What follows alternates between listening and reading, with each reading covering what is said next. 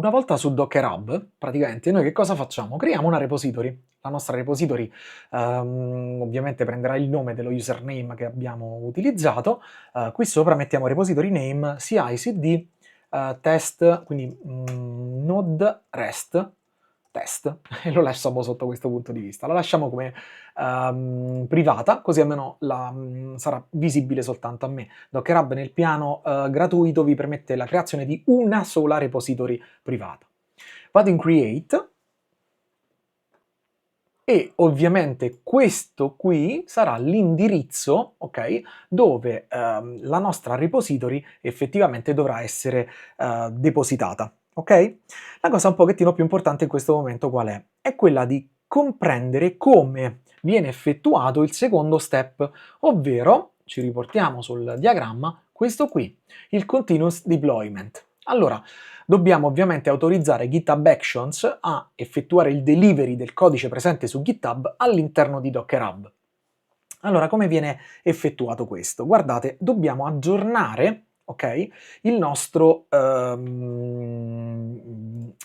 YAML. Perché? Perché questa è un'operazione effettuata dal workflow. Allora, intanto andiamo sul node CI/CD. Questa operazione che abbiamo qui sopra, ovviamente, avrà, si chiama, cioè, questa la possiamo richiamare, la lasciamo nominata come build, ok? Il secondo step che noi dobbiamo effettuare è sequenzializzare il Docker build and push. Per quale motivo? Beh, per un motivo ben preciso, perché se vi ricordate com'è fatta la struttura di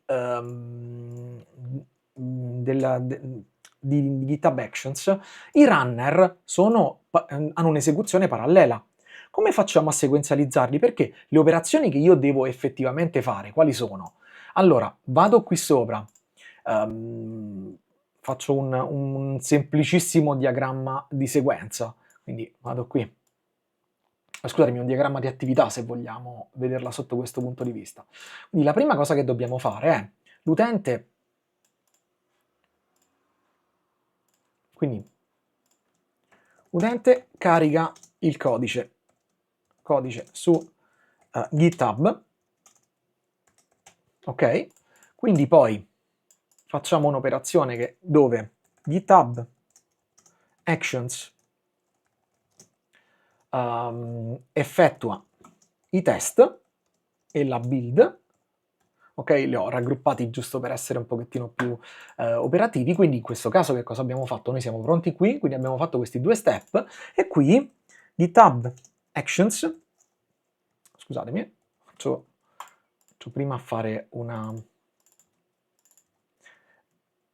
effettua il delivery del codice su Docker Hub, quindi sull'immagine di Docker Hub. Quindi che cosa dobbiamo fare? Se ci fate caso, queste operazioni sono sequenziali, ok? E ovviamente questa operazione qui, ovvero il delivery, è sequenziale, direttamente subordinata a che tutto passi, ok?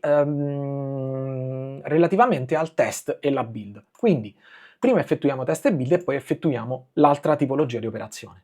Come facciamo? Allora intanto vado a creare un altro job, mi metto nella stessa identica linea, vedete, della build, perché? Perché questo è fratello, questo job è fratello dell'altro che si chiama build. Quindi qui lo chiamo Docker, per esempio build and push, se volete. Needs, guardate, due punti, come si chiama il job di cui ha bisogno? Questo qua sopra, che si chiama build.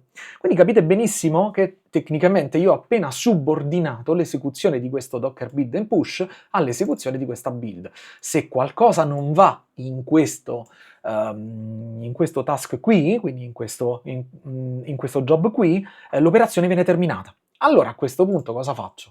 Ovviamente stesse identiche situazioni, runs on due punti l'Ubuntu latest,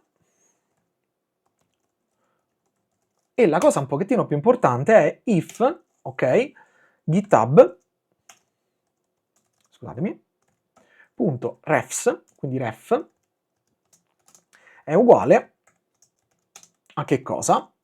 A refs heads /main.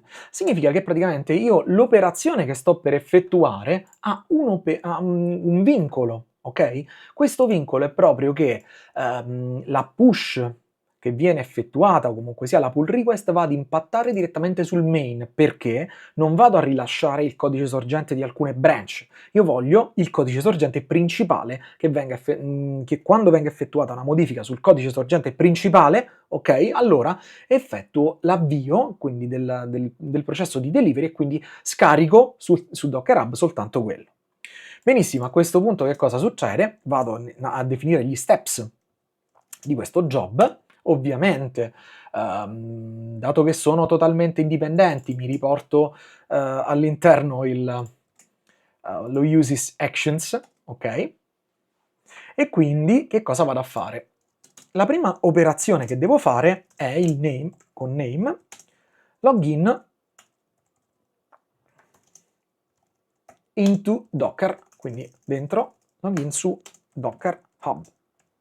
Allora, la prima cosa che devo fare è proprio effettuare il login. Per quale motivo? Perché dovrò effettuare una modifica su una porzione di spazio di una repository privata, ok? Che se ci fate caso è direttamente connessa a questo elemento qui, quindi a questo indirizzo. Quindi che cosa vado a fare? Ovviamente mi porto dietro uno uses docker / login action, la versione 1, quindi V1. Guardate, se andate a cercare le login action di Docker direttamente specificate per GitHub, ok, ci sono un set di operazioni che potete utilizzare in maniera molto molto molto rapida. Infatti evitiamo di scrivere tantissimo codice. Guardate, grazie a queste login action io che cosa posso effettuare? Posso effettuare un with username, due punti, guardate, e password, due punti. Grazie a Docker Login Action io posso semplicemente tramite with utilizzare una combinazione username e password che all'interno di GitHub, per evitare problematiche con il guard, con GitHub Guard, devo definire in questo modo. Ok? Quindi secrets.docker hub user ed ovviamente Docker Hub Pass. Sono praticamente delle operazioni che vanno a prendere all'interno della mia repository GitHub, nella sezione Secrets, che tra poco vediamo, eccola qui, se ci riportiamo sul nostro GitHub, guardate, se andiamo su Settings, ok? Qui sotto abbiamo Secrets and Variables, su Actions, possiamo definire, vedete, alcuni degli elementi che sono degli environment secrets, ovvero è un posto che non viene visualizzato all'interno del nostro codice sorgente dove andiamo a mettere le password effettive dei servizi aggiuntivi o del servizio che utilizziamo all'interno del nostro sistema di GitHub. E quindi che cosa succede? Qui dentro dovrò mettere tra poco lo username, i token di autorizzazione che mi vado a riprendere da Docker Hub. Una volta che ho finito questa operazione, guardate, completo prima i miei job, quindi i miei step del job, guardate, vado a creare, quindi name, due punti, build and push docker image. E quindi cosa succede? Una volta che ho effettuato il login, faccio la build e pusho la mia Docker image e quindi sono praticamente preparato per creare l'immagine poi pronta per essere scaricata da parte di qualche dei nostri colleghi oppure da parte nostra tra poco. Quindi guardate, uses, che tipologia? Docker / build push action, la versione 2, con scusatemi, typo, context.